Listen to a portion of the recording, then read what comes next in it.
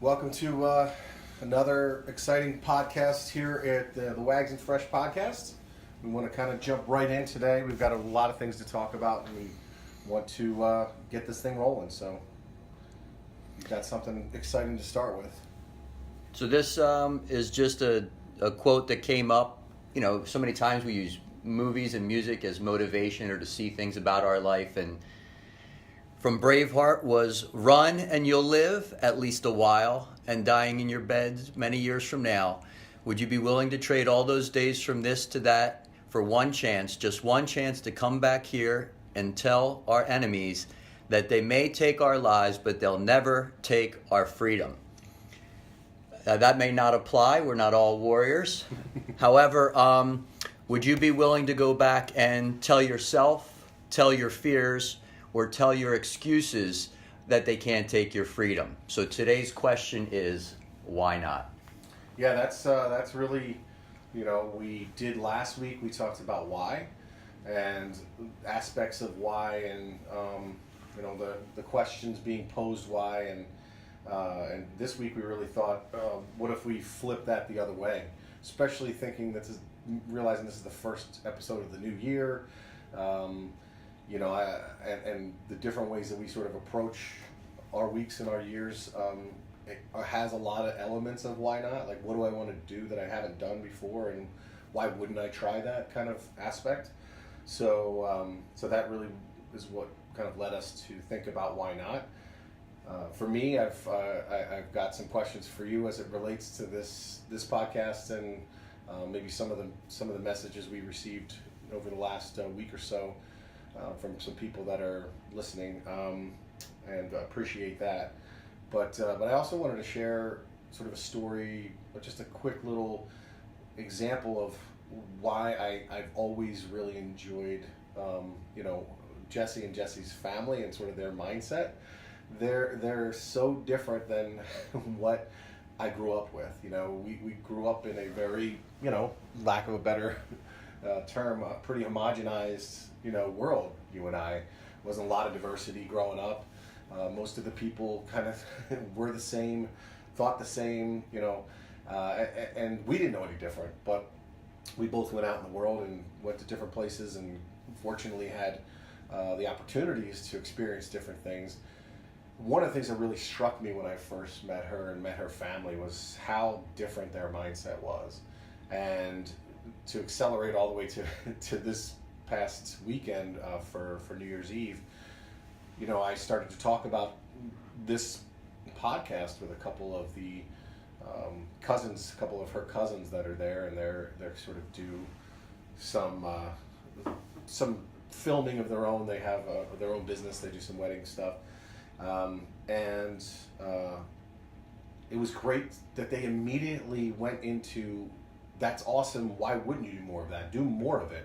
They gave me advice. They gave me, hey, how do you, what's your format? And, maybe you should think about coming up with, as we talked about just before we hit record, 3-minute clips, 8-minute clips, instead of just having 30 minutes, 40 minutes, 50 minutes of an episode. So how do you take some of the best parts of that conversation and create a quick little, edited video to do that? So And if you ever see one of those flashlights that you crank, Yep. and the cranking produces the light? Yep. So what kind of, if you were a flashlight that had a crank, what kind of interaction would that be for your light? What do you mean it would be?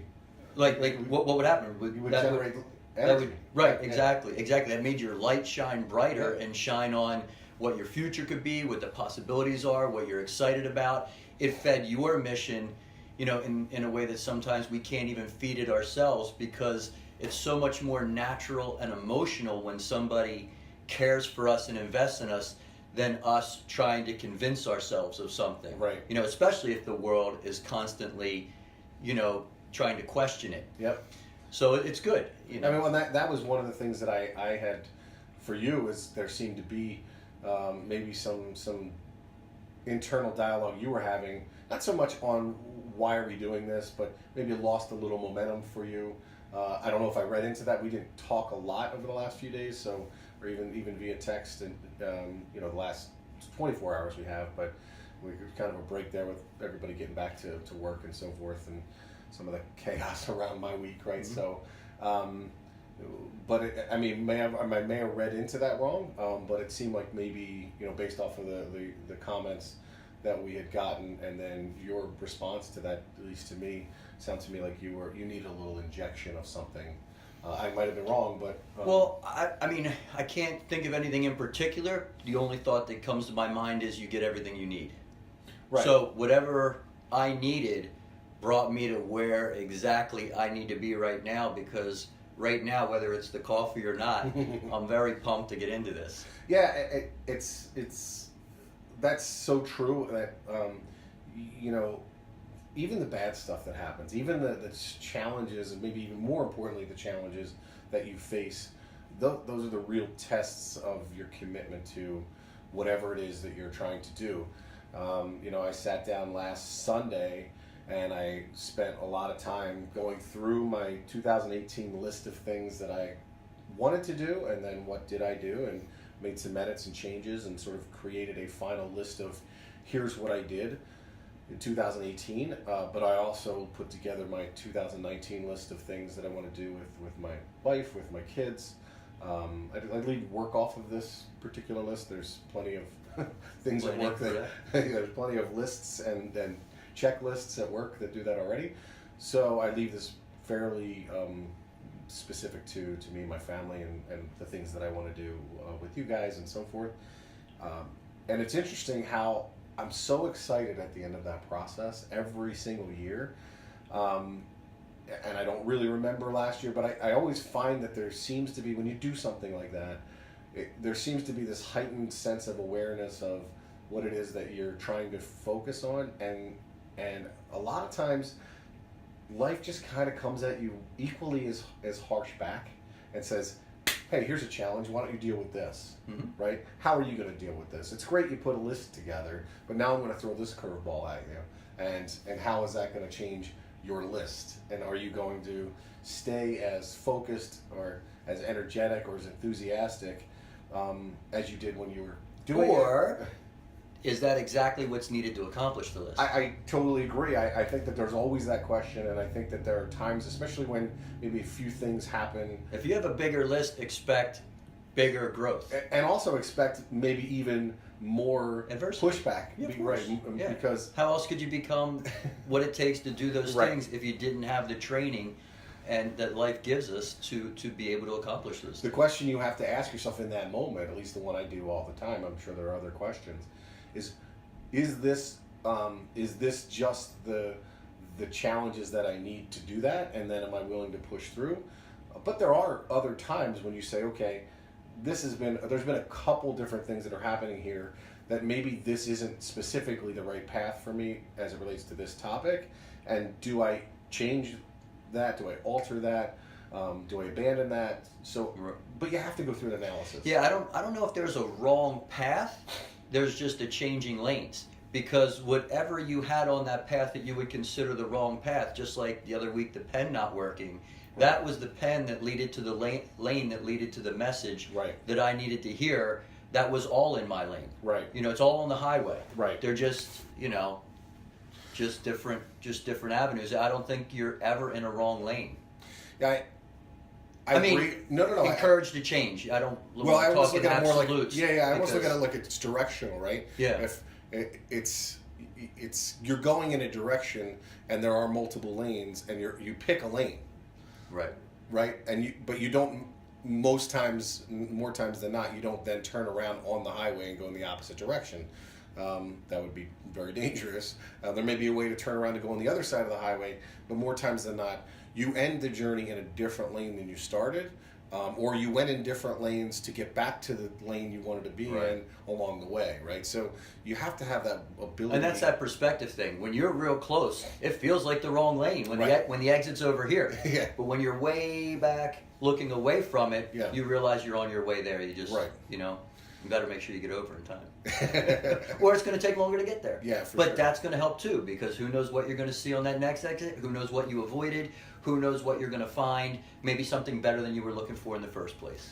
Yeah, and I do want to thank a few people. Like I started just, Ernie and Leo, the cousins that, Jesse's cousins that were very supportive. Yeah, it's awesome. And I want to thank them for those conversations. Me too. I get a piece of that. Yeah, exactly, right? Yeah. My cousin Julie, who has, she's kind of re-entered a little bit. I mean, she's always been in my life, but we just have, have never really had a chance to spend a lot of time together. And our first podcast comment. Yeah, our first podcast comment. So thank you for that, and thank you for the words. They were great, awesome. Inspiring words and motivating words for sure. And then I also spoke to somebody who had used to work for me, and things didn't work out exactly the way we both had hoped. He went on to other things, and he's moving on to bigger and better things in his life, and that's Dan. And Dan he's doing his own little Why Not too. Yeah. He's a musician, not by profession, but he loves making music. So he's, I think, making his third album. That's awesome. And he shared a little bit with us. Get it, Dan. Exactly. So when you're done, be prepared to be on, so you can talk about your motivations. You've given me a little insight into some of the backstory there. So we're looking forward to getting you on and talking about that a little bit. So, yeah, man. So thanks for everybody who's out there, giving us motivation to say, that's great, keep doing it. It inspires us to do more, for sure. So what about you? What kind of why not things do you have in front of you, immediately, short term, long term? I just jotted down some things. The first thing about why not that I wrote down was, it usually doesn't even require an answer. Okay. Hey, do you want to go there? Why not? Hey, do you want to do that? Why not? Right. It's another way of saying yes man, like the whole Yes Man movie, and saying yes to everything and seeing where that leads you. Right. I mean, in many ways, I thought about this, like, start taking a little bit of an inventory, but going to jump in the ocean that one day, why not? Yeah, I mean, the sooner you say that, the sooner the ball keeps rolling, because actually, why not is really a rhetorical question. Right. There really is no reason not to do it. Right. So it's actually rhetorical. And if there is any answer other than one that involves harm, it's really just going to be a list of your excuses. Yeah. And, those kill you. Those excuses are the things that's where regret really seeps in, right? I'm okay with people making decisions after doing a little bit of an analysis or review of what they want to do, and saying, hey, I want to adjust this and I want to adjust that in my life. But where the regret comes from is sort of, there's that emotional connection to wanting to do something and then you don't. Mm-hmm. That's where regret comes in. Not the I did my inventory and I realize I don't have any care about that. Yeah. But once you care about something enough to want to do it, when you don't, that's when regret creeps in. That's the things, to your point at the beginning of this, that when you look back, you say, why didn't I do that? And it has nothing to do with making sense and being logical. If you're given something in your heart, you're much better off pursuing it, and you won't have that regret. I mean, the only thing that'll chirp up is the ego and your pride may not want to be bruised. Right. So that could get in the way, and worrying about your ego and pride getting bruised ends up leading to regret. Yep. Because if you weren't worried about getting beat up a little, learning and growing, because something always good is going to come out of it, you'll have a lot less regret, and you'll have a lot more of what you're looking for, because you'll be out living and growing and learning and getting what you need for what's next. But I want to bookend all the way to the other side. So if why not, usually doesn't require an answer and it's just a rhetorical question on the minimal end of it, let's flip all the way to the other side. Why not get so minimized at a funeral, and then 2 to 3 weeks later, you're right back in not living your life? Explain that. So you're at a funeral, right, and you're thinking about that person's life, you're thinking about your life, right, and how short time is, and the things you want to do, and realizing you're not here for long at all, and it's going to be gone, and nothing is really going to matter except you eating, feeding yourself, taking care of who's around you, and enjoying your work. You really get everything boiled down. and then eventually that encouragement, that emotion, that insight gets swallowed back up in the world, and you're back with looking for your why again. Yeah, and I think that that connects to a group of people too that unfortunately, we hope that they listen to something like this or somebody else out there that's going to inspire them to shake themselves out of that sort of pattern and habits that they're into that created that comfort zone for themselves. But unfortunately, that's there's going to be some people that's not they don't have the capability or willingness to do that Or desire. Yeah. Exactly. So, but I think where that does come into play is that if it's speaking to you and you do that on a regular basis and you have moments of doing that, it's that self-inventory and that here are the things that I want to do that I haven't done, and you do start to do some of those, but then 6 months later, I wouldn't even say a week later, I would say the people we're really trying to touch are the people who start down that path and then stop. And there are people who create those funeral scenarios for themselves, writing their eulogy or thinking just about how short time is. So there's people who create that urgency for themselves as well. Whatever it takes to get you there. But I think the thing that when you were talking about sort of that moment at a funeral and you're listening to that and thinking about your own life, and it's really about the real summary has always been for me, what impact have you had on the people around you or the people that are there to celebrate your life, to mourn the loss and so forth. What impact did you have to move an idea forward, to give your children, your friends and family experiences and memories and maybe even life lessons that are more important than quite honestly the roof over their head and all that stuff, which is important, but it's the sustainable aspect of what's important with life is what did you do? How did you set a great example? How did you serve? How did you exactly? That's exactly serve, and that's a very broad term. Yeah. Right. It's a very broad. Not what we think people need, right. But how did we serve them and what they needed? Yeah. And that was a thought I had the other day. I was thinking about somebody. I just got that note from that I shared with you, and this wasn't a person I spent a lot of time with, but when two people of similar fabric get together, you don't need much time to have an impact on each other's lives. Right. So it's not a time issue. It's really a heart issue, Well, and it's also, what are you doing in the amount of time you have allotted? Because exactly, you were only allotted a certain amount of time for a variety of reasons. I'm sure. You can expand that to your life. Right. So that interaction had a huge impact because of the amount of love that we communicated to each other, not just had for each other, which impacted him and ended up impacting me 8 years later, by getting a letter from his wife, talking about how special that note was to him.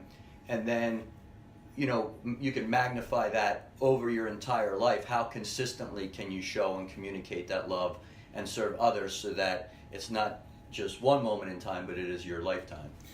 Both go as quickly. Yeah. In the fabric of time. And it really kind of starts to lead you to, and what this conversation is leading us to ask you is, what are the why nots in your life? What are the things that you want to do? I mean, people call it a bucket list, all these types of things, and those are great, and I'm not minimizing that. I have all kinds of lists. I've got what do I want to do with the next 20-year list, and how do I have that broken down over the next 5 or 6? Some itemized list of things, but what is it right now? What are the relationships you can change? What are the activities that you can do? There's a whole lot of things that you can do, because I think that, going back to the word excuses, there's an easy excuse that exists out there for everybody. I don't have enough time, or I don't have enough money. And we have to stop that with everybody does what they want. 100% of the time. Everyone has enough time to do whatever they want in their life. Exactly. When you choose, or when you say, Isn't I don't have Disney enough time. Like average 6 months of training and $10,000? Is that what it is? Or just in general, people. Yeah. So good. So when you think about, when you take that sort of reflection and say, well, I wish I had more time for this, I wish I had more time for that, whatever that list looks like, it's because we all have 100% of the time that we're allotted every single day. And what you're choosing to do instead of those things, because you're probably saying to yourself, well, my priorities in my life are these 3-4 things in my life, my family, my spouse, my job, whatever those things are.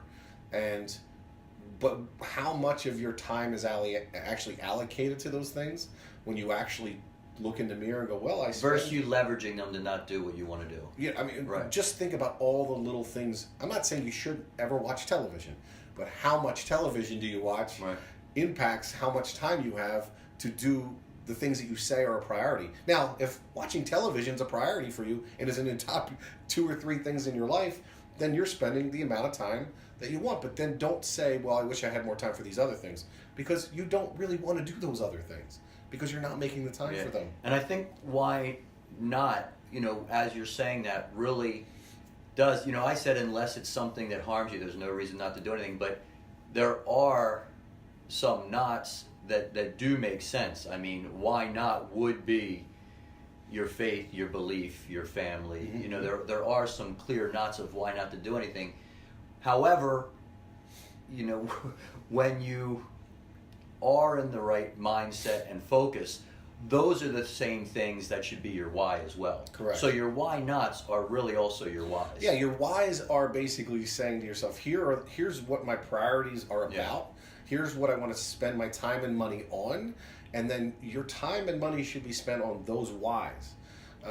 Or not spent on things that go against those. Exactly. Right. Or and don't contribute to the why nots are the what are those things that are also in the whys that you're not doing, right? Whether it's, I want to have more experiences with my wife, and that's, my wife's my priority, so why not do another experience with my wife, right? So that's how this is kind of connected, at least in my mind, is that it's, you have to first start with, what are your whys? What are your 3-4 whys? Why? And you should spend 90% of your time on those whys. I mean, there's plenty of people out there, and you can read, hundreds of books that are out there that'll tell you that you should spend all of your time on those whys, because you're going to get the most impact out of those. But then you're going to have to say to yourself, here's a whole bunch of other things that I do that aren't connected to those whys, and I have to eliminate them. Because that's the time you're going to get to be able to do your why nots. Mm-hmm. Right? Yep. And then as it relates to money, sure, that's always a concern as it relates to wanting to have experiences and travel and all those things. So not trying to minimize that reality, but there are a ton of things that you can do that are why nots, that are connected to your whys, that don't really cost a lot of money. Yeah.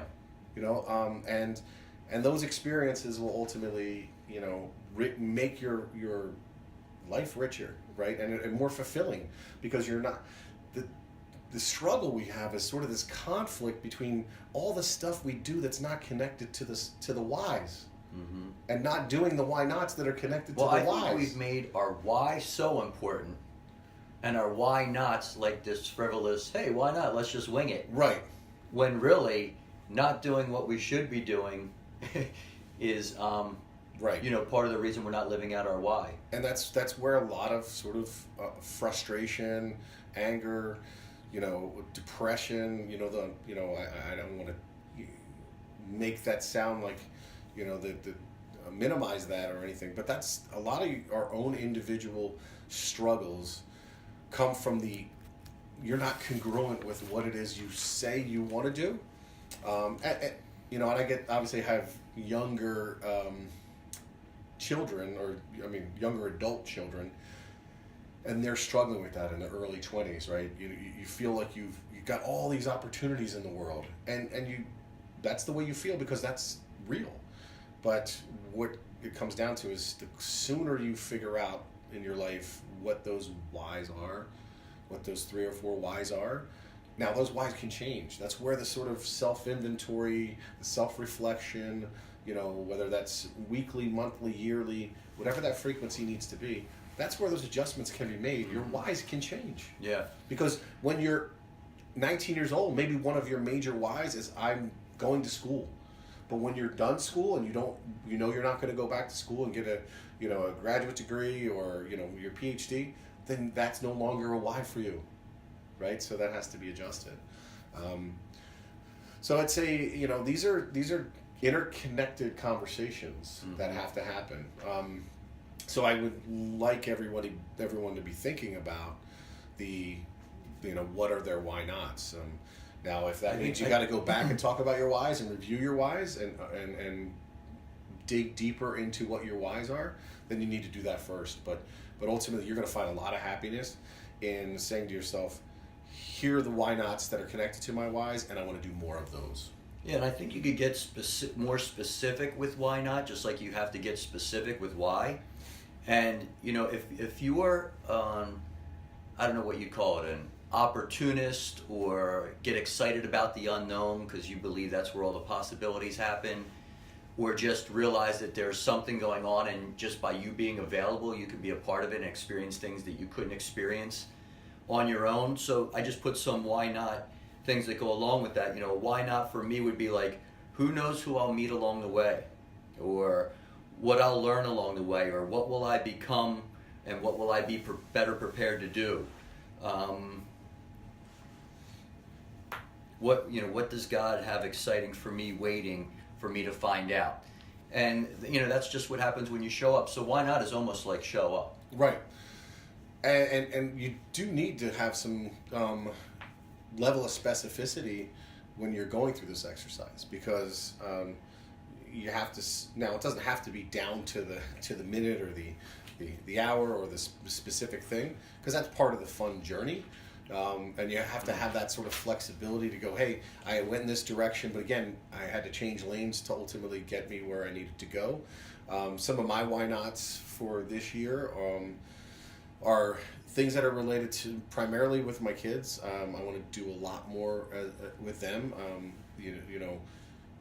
I want to do a lot more. I mean, I already have sort of that. I have to be a father and do the things that are related to helping them with school and helping them with work choices and things that ultimately are parental responsibilities anyway.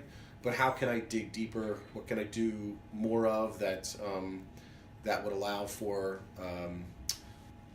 there to be a richer relationship with them? I mean, ultimately, that's what it's about. Yeah. It's not about just ticking boxes and saying, hey, these are the things that I wanted to do with them, and we were able to tick a bunch of boxes, but how did that ultimately make us closer at the end of the day, right?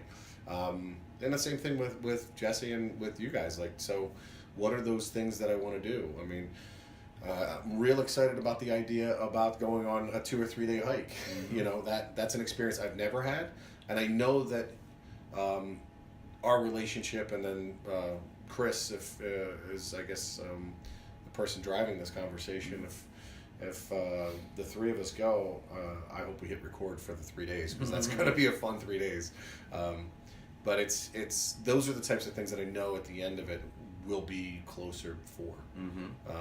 So it's really about finding those things that you want to do that will ultimately create a richer life experience and relationships. I have a great why not question. Okay. What things are we ignoring or not considering? So what I mean by that is, maybe we're not considering that we really don't know how many more times mornings we get to see our kids. Yep. We don't really know how. So when we don't consider these things, there's no urgency. There's really no anything. So, as I was doing that, this popped up, and Solomon's in the Bible. He's the son of David. This guy he's richer than anybody you've ever known. He's figured out more things than anybody's ever figured out. He's studied bugs. He's categorized them, plants, the earth, everything about it. And this guy is just trying to just understand more and more and just hang his hat on wisdom and understanding and knowledge. And he just writes this whole book on how everything is meaningless. Meaningless, says the teacher, utterly meaningless. Everything is meaningless. What does man gain from all his labor at which he toils under the sun. Generations come and generations go, but the earth remains forever. The sun rises and the sun sets and hurries back to where it rises. The wind blows to the south and turns to the north. Round and round it goes, ever returning on its course. All streams flow into the sea, yet the sea is never full. To the place the streams come from, there they return again. All things are wearisome, more than one can say. The eye never has enough of seeing, nor the ear is full of hearing. What has been will be again. What has been done will be done again. There is nothing new under the sun. Is there anything of which one can say, look, this is something new? It was here already long ago. It was here before our time. There is no remembrance of men of old, and even those who are yet to come will not be remembered by those who follow. All this day's his work is pain and grief. Even at night his mind does not rest. This too is meaningless. A man can do nothing better than to eat and drink and find satisfaction in his work. This too I see is from the hand of God, for without him who can eat or find enjoyment? It's interesting that that's what you chose to pull out of there today, because Yeah. I mean, yes, it's connected to our topic, but it's also connected specifically to a conversation that is connected to my why not, connected to my conversation with Dan as it relates to his music, because you know, there are moments that I've gone through where I've struggled with, why are you doing this? Why are we doing this? And then I've gotten to a point where why not? Now it's all about why would we be doing this? Why not? This podcast is why not for me, Mm-hmm. right? It's one of the major why nots for me moving forward. So in my conversation with him, we were talking about his music and we were talking about the podcast, and it just dawned on me in that conversation that, because part of that, why are you doing this internal struggle is, well, there's thousands of podcasts out there. So what is going to be different about this or unique about this? And why is anyone ever going to listen to this? Because there's thousands of other choices out there to listen to. And it just dawned on me in talking to him that by that logic, then there would be 20 songs created and then no other songs would ever be created. Because those are the 20 best songs. Mm-hmm. And so why write another song about another love that you lost, or a love you want to earn, or, you know, conflict internal. Yeah. A dog. yeah. A dog and your mama and your pickup truck.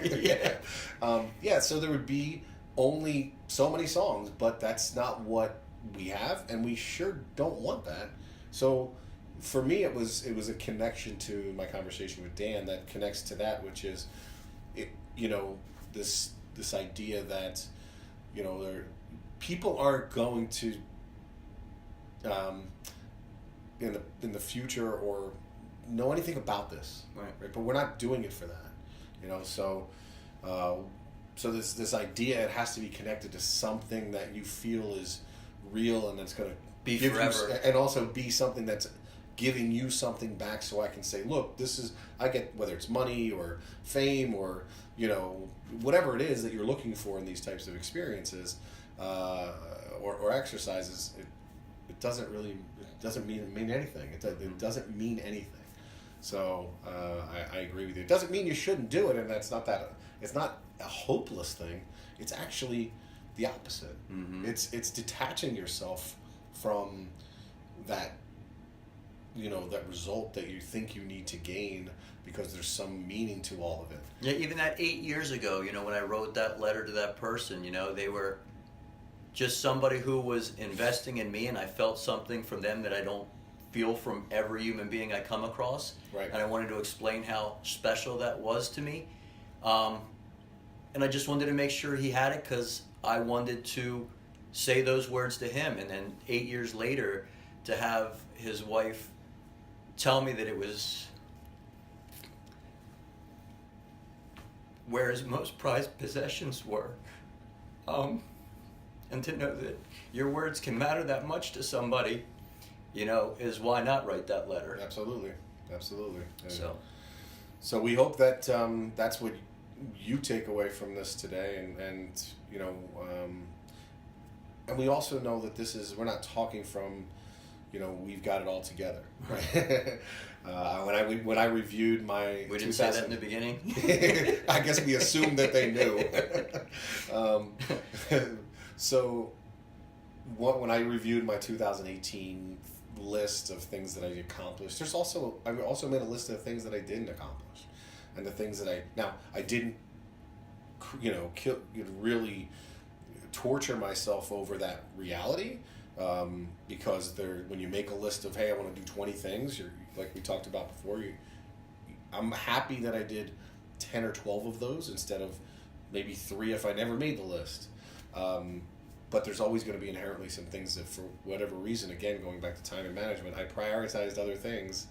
Some of those were good things and some of those weren't. I mean, the reality is as we've talked about, one of the things that I want this podcast to hopefully help for me is to create this accountability thing, not because I'm not accountable, but it's specifically related to health, right? For me specifically, as it relates to that. And last year, especially as the year went on, the stress that was at work, I let affect me in such a negative way, both the stress specifically and then how I dealt with the stress.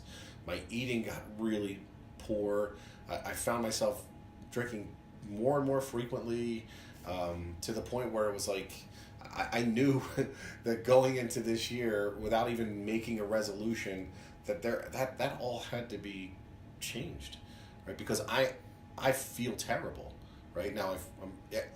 Ever since Tuesday, I've eat every day, felt a little better, gotten away from alcohol, trying to eat better. It's almost like I feel like as I text to you and to Phil, it's a detox week for me. It's there's some exercise involved in it, but it's not heavy because it's almost like I got to get my mind right to wrap my mind around. I have to deal with this stress in a totally different way, in a better way. There's a lot of stressful things that happened this week. Well, to worry about what you're not doing would not be a better way to deal with stress. Right, exactly. Yeah, exactly. But I also can only make better choices moving forward by analyzing and saying, hey, you didn't accomplish this. This is something that you didn't do. And I can torture myself over that, or I can just move forward and do better. Right? And how am I going to time manage, prioritize that over something else? Right? And so for me, that was also part of the exercise. And I don't have a problem with documenting the progress. I think that I'm excited about the journey that's before me as it relates to, it's not just about weight loss, although that's a component of this, but just feeling healthier, being prepared to when we go surfing in April or May, and being ready, truly ready for that, and not still trying to be ready, as the year goes on. So those are the things that I'm looking forward to do better job this year versus last.